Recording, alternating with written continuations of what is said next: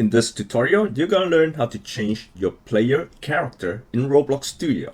First thing you're gonna need is a starter character, so you can go to your toolbox, search for starter character, and select a character that you like from the list.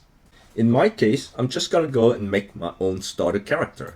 So I'm gonna go to the avatar menu tab, click on rig builder, and here you have a bunch of different choices that you can select from. You can select your own avatar, or in this case, I'm gonna select an R15 masculine skin avatar. This here is gonna be my starter character.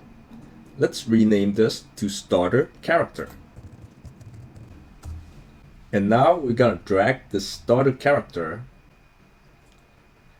and we're gonna place it inside the starter player.